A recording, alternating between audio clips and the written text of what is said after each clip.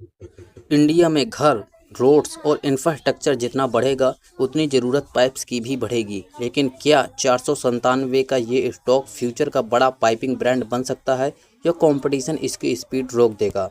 जब लोग pipe company का नाम सुनते हैं तो उन्हें लगता है बस पानी के पाइप बनते होंगे, लेकिन अपोलो पाइप्स का बिजनेस सिर्फ प्लम्बिंग तक लिमिटेड नहीं है। इसके product agriculture, construction, telecom, ducting और वाटर मैनेजमेंट जैसे कई सेक्टर्स में इस्तेमाल होते हैं और यही इसकी स्टोरिंग इंटरेस्टिंग बनाता है। दोस्तों, देख लेते हैं कंपनी क्या काम करती है। यह कंपनी कई तरह के प्रोडक्ट बनाती है जिसमें से शामिल है CPVC pipe, UPVC pipe, HDPE pipes, water tanks, plastic taps और शावर्स। यानी घर बनाने से लेकर फार्मिंग और इंफ्रास्ट्रक्चर प्रोजेक्ट्स तक कई जगह इसके प्रोडक्ट्स इस्तेमाल होते हैं और कंपनी दावा करती है कि इंडिया की टॉप पाइपिंग कंपनीज में ये शामिल है। लेकिन असली गेम सिर्फ प्रोडक्ट्स का नहीं है। यहाँ पर एक्सपेंशन स्टोरी की बात करें तो कंपनी लगातार अपनी मैन्युफैक्चरिंग कैपेसिटी बढ़ा रही है।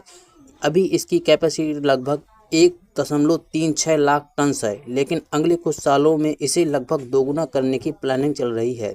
यहाँ पर दादरी प्लांट एक्सपेंशन की बात करें तो 400 करोड़ तक का बड़ा कैपेक्स प्लान इस पे देखने के लिए मिला है।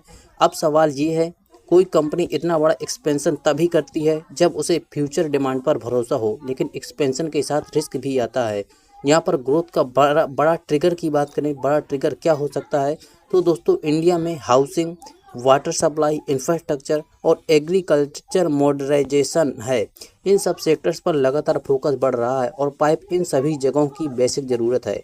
यही वजह है कि कंपनी लगातार नए प्रोडक्ट्स भी ऐड कर रही है। अब वाटर टैंक और प्लास्टिक फकेट्स जैसे प्रोडक्ट्स की पोर्टफोलियो में शामिल किए गए हैं। यानी कंपनी सिर्फ पाइप सेलर नहीं, कंप्लीट पाइपिंग सॉल्यूशन ब्रांड बनने की कोशिश कर रही है।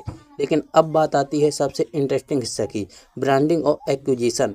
कंपनी ने अमिताभ बच्चन और रवीना टंडन जैसे सेलिब्रिटीज़ को ब्रांड एम्बेसडर बनाया है और साथ ही किसान मोल्डिंग्स में मेजॉरिटी स्टेक भी खरीदा है। मतलब कंपनी मार्केट शेयर बढ़ाने की कोशिश एग्रेसिवली कर रही है, लेकिन इतनी तेज़ी से एक्सपेंशन करने में चैलेंजेस भी होते हैं।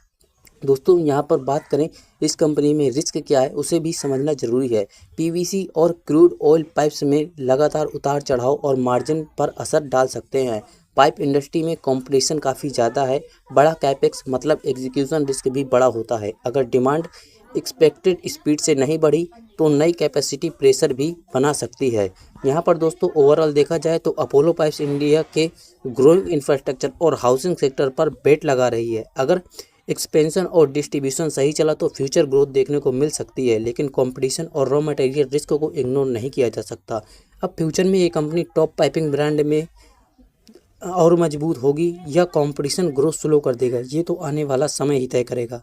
दोस्तों, अगर आपको ऐसे स्टॉक मार्केट के वीडियो आसान भाषा में पसंद है तो चैनल को सब्सक्राइब जरूर करना और किसी भी स्टॉक में निवेश करने से पहले अपने रिसर्च या अपने एडवाइजर से सलाह जरूर लेना।